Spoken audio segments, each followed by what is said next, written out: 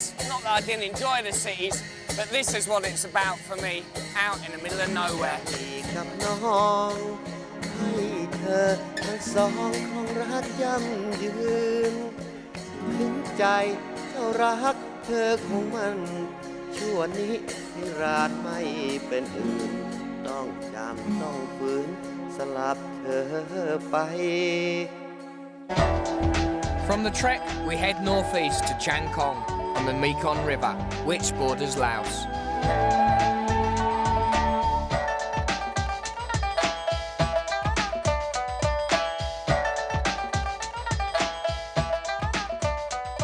I'm leaving Thailand now, which is on that side of the river, and I'm going to Laos, which is here.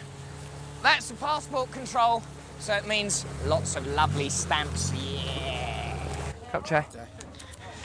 Well, this is the coolest passport control I've been to. Oh no! The only trouble is, they don't stamp your passport, they stamp this little bit of paper instead. Damn. There only seems to be two types of boats on this river. One of them is this slow boat, and the other one is this one, which hopefully is a fast boat. And I don't know what this is all about, but I'm sure I'm going to find out soon. Okay, let's go.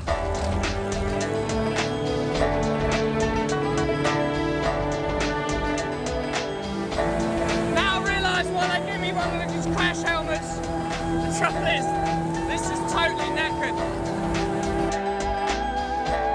From the border, I'm heading downriver for a 2-day journey to Luang Prabang, the ancient capital of Laos, stopping off at the small village of Pat Beng on the way. All these boats are river buses, so what they do is just go up and down, picking up as many people as they can. That's why it's a bit of a squash. Oh, come on, move over. Oh, tea break and a pee.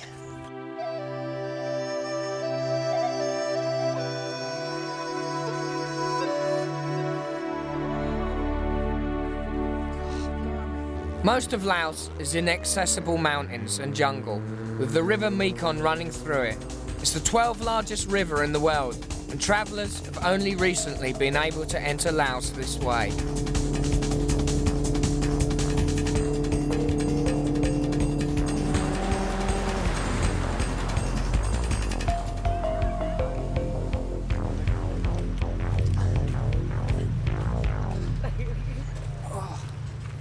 Pat Beng is a small market town at the junction of the Mekong and the Nam Binh rivers. If you're entering Laos via the Mekong, it's the first glimpse you're going to get of life in Laos.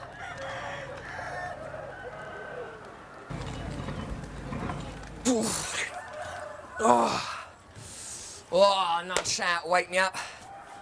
It's a bit noisy in the morning, I'll tell you.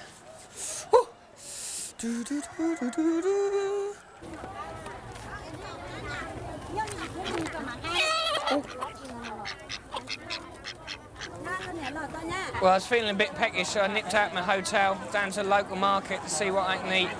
I'm just sport for choice. What do I have? Do I have squirrel? Do I have wild cat? Budgie? Pigeon?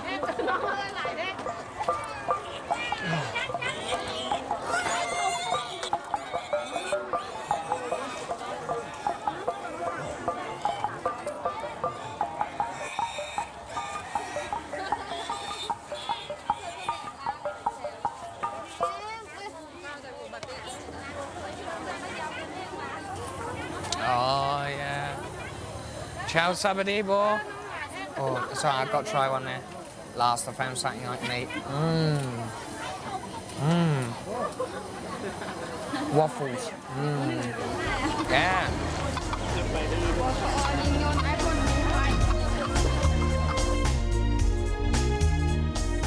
Well, I thought I'd break the journey up and take the slow boat, see what it's like.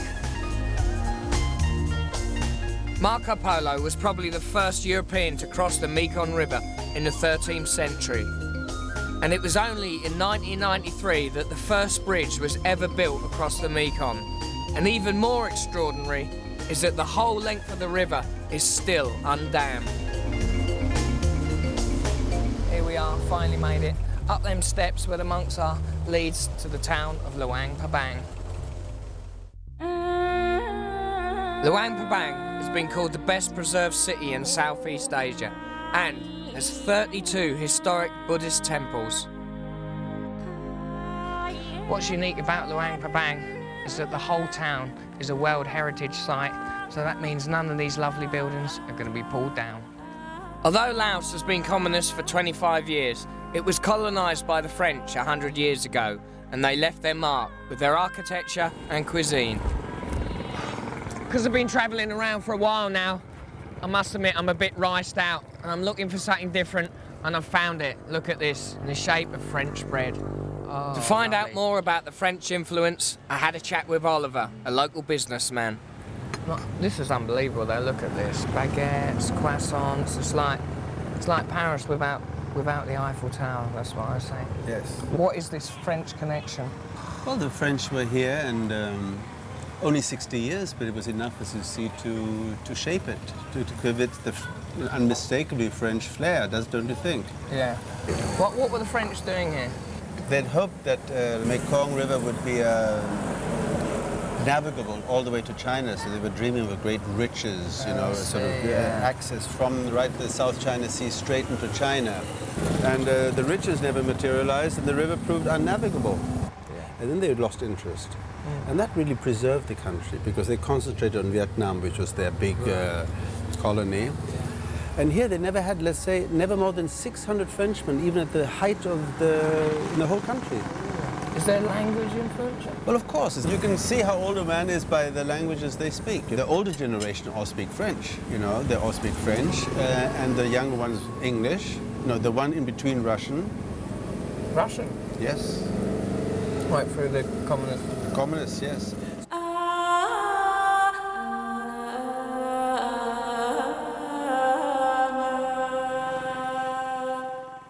All around town, got lots of temples like this. It's like a village complex where the monks live and worship.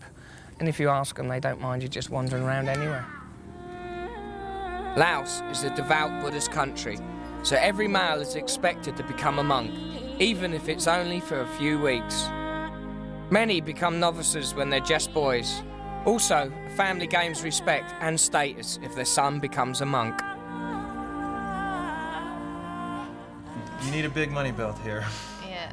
You change $100? And I had a stack like this, and he brought me a plastic bag to carry it in. If you come to Laos, you got to sew in some extra pockets, because look at all that. It's only about $20 there, but at least it was money well spent. Yeah, yoo-hoo! Bikes are a great way of getting around, and you can hire them easily. But some hotels and guest houses even loan them out for free.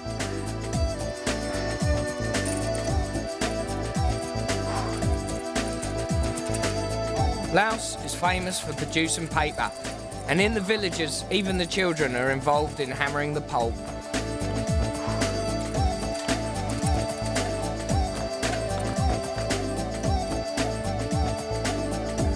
Viewers are ugly.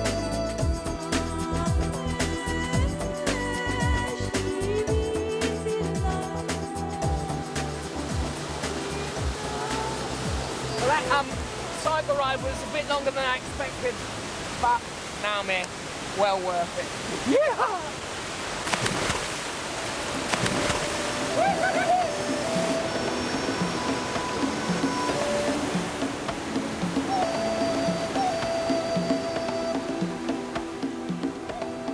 Oh yeah!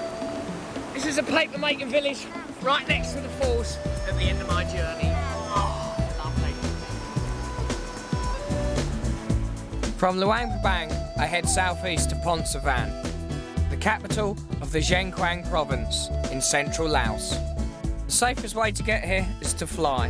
The roads are considered too risky due to bandit attacks, and people have actually been killed in ambushes. From 1964 to 1973, America waged a secret war here in Laos. 1/3 of the bombs that they dropped didn't go off.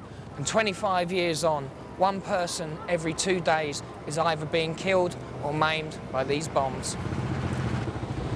This is Main Street, Pontauban. And what's weird about it is all the houses are new, because every single man-made structure in this area was either damaged or completely destroyed in the war. We just traveled Vietnam and you hear so much about the war, but you just hear nothing about Laos. The whole landscape seems to be not littered just with bomb craters, but lots of little items like fencing and people's houses and pigsties, and it makes me want to cry. It's tragic. This is the headquarters of the Mines Advisory Group in Laos. They're situated here because it is the most heavily bombed country in the history of the world. 2 million tons of bombs were dumped here. That's one plane load every 8 minutes, round the clock, for 9 years. Morning, Don. Good morning, Ian. The head of operations is Don McDonald, who is training local teams to find and destroy the bombs. What is the actual extent of the unexploded bombs in this area? I've been to 200 or 300 villages, and in all the villages I've seen bomblets or ground war munitions like mortars, grenades. Everybody's affected, from school children to people ploughing the land. The majority of accidents occur with children playing with ordnance that's just lying right on the surface. How long will it take to clear Laos of mines, do you think? Take hundreds of years to clear. Wow. Hundreds. Yeah.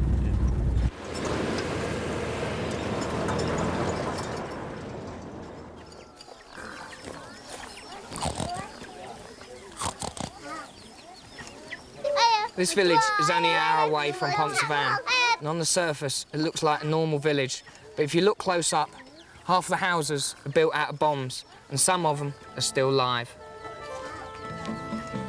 War junk has become a very important part of the local architecture in Jiangquan.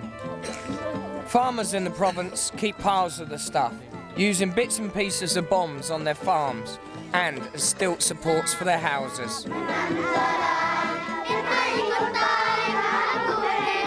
This education programme is set up by the Mines Advisory Group, and they teach locals to teach the villagers around this area about the bombs. And this song is about how not to touch any of them.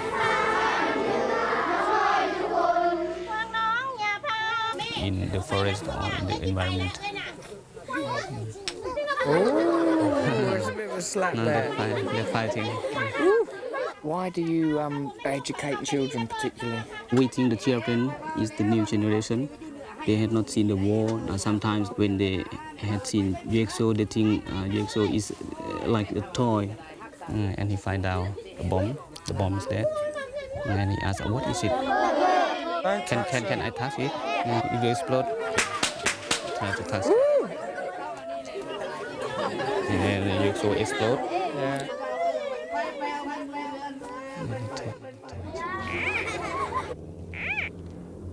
This is the clearance here.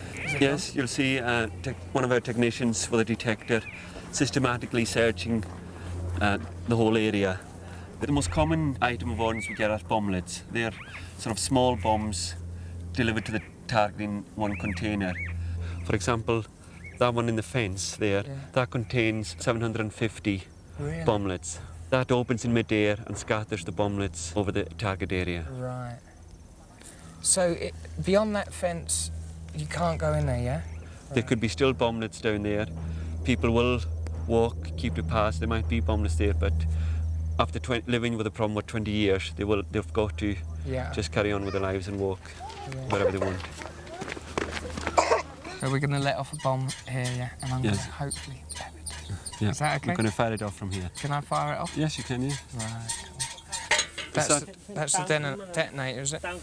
What's this? That's a 200-gram block of TNT. I didn't even snap that apart. It's like a bar of soap. Yeah, very solid. Yeah. Okay, 1, 2, 3. Start. Fast as you can. Okay, stop.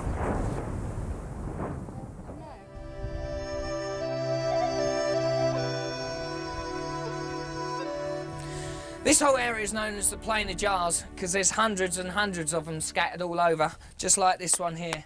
Apparently they were made about 2,000 to 4,000 years ago, but nobody really knows why they were made. Some say it's to put rice in, some say it's whiskey or even burial jars. The Plain of Jars covers a large area around Pont Savan. Just one site contains more than 250 jars, which weigh up to 1 tonne each, with the largest weighing 6 tonnes.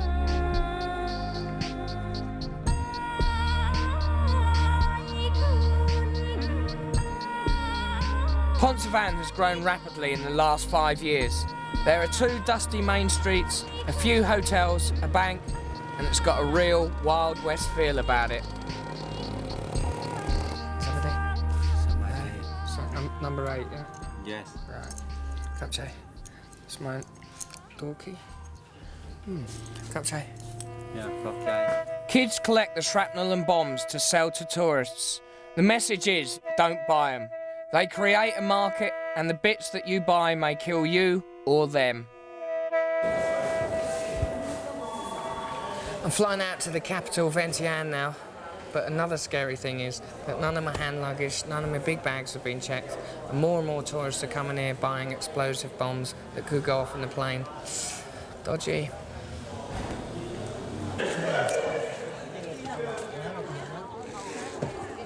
I ain't saying that the airway's like unreliable, but this is my 8 o'clock flight, my 2 o'clock flight, my 3 o'clock flight, and now it's my 4 o'clock flight. But hey, at least I'm getting there.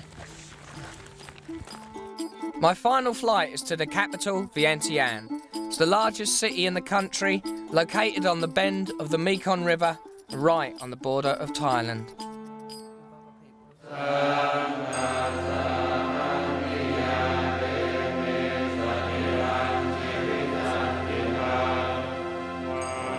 My first stop is at the forest temple of Sok Pa Luang.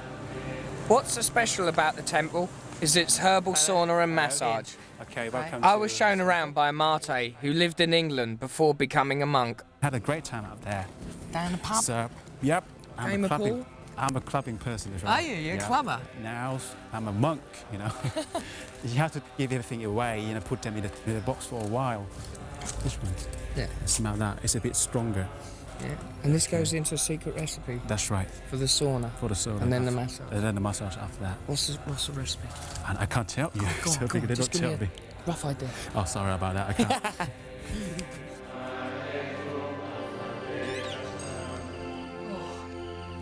The steam don't get you, the herbs will.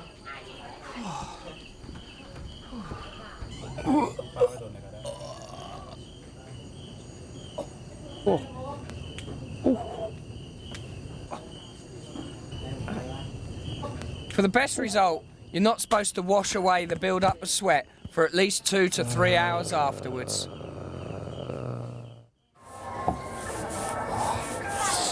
It's 6 o'clock in the morning, and it's the last day of the 10-day full moon festival.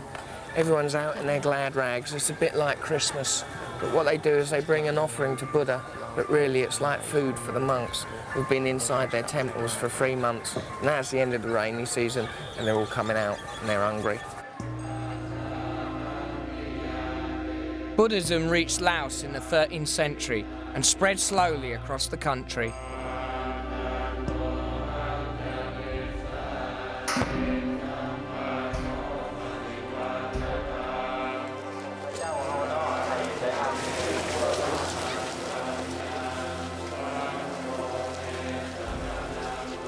In the monastery, Buddhist monks lead a disciplined life and give up their possessions while they're there.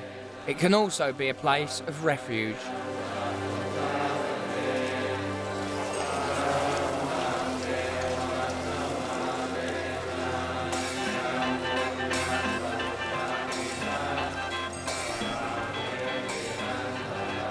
We're waiting here now for the Flower Castle procession. Is that right? Flower Castle, yeah.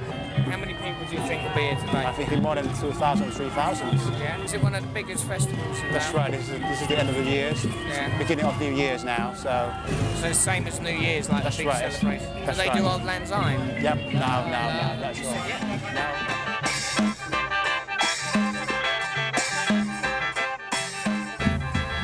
Wow, is that where we're heading? Like some mad film.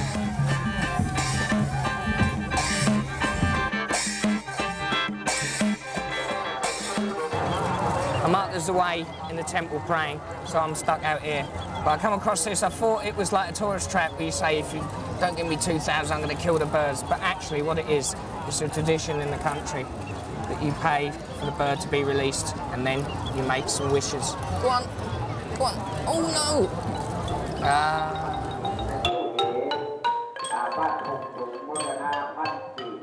The climax of the full moon festival takes place in the evening. People come here to worship with 2 candles. One they put down was for the Buddha, and the other one is for their family, for good luck and health. Inside this temple is this massive stone. And what happens every time you build a city, there's got to be a human sacrifice, a man or a woman. And in this case, a woman decided that she'd die for the town, so she crawled in a hole here, and then they got this massive block, cut the string, and the stone fell down on her dead. And she's inside, that's the grave. The climax of the full moon festival takes place around the Buddhist temple in the centre of Vientiane. Every family in the procession carries a money tree, which is made of real money, and is an offering to their ancestors to bring them prosperity throughout their life and afterlife. It's one big family as well, yeah? That's right, yeah. Everyone is related in the group. That's right, yeah. Wow. How many times do they go around? Probably 3 times. Yeah.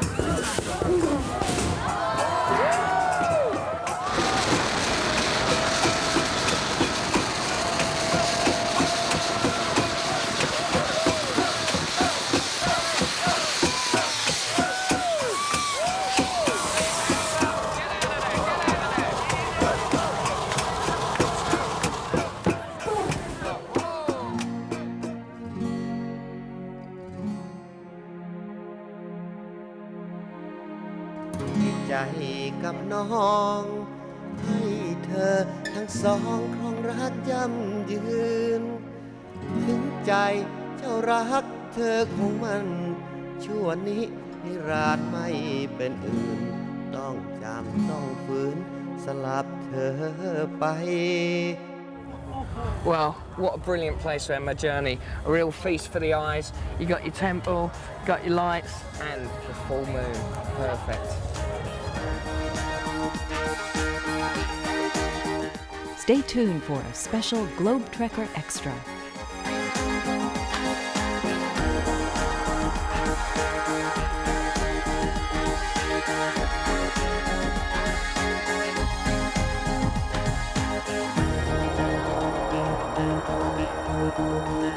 Thank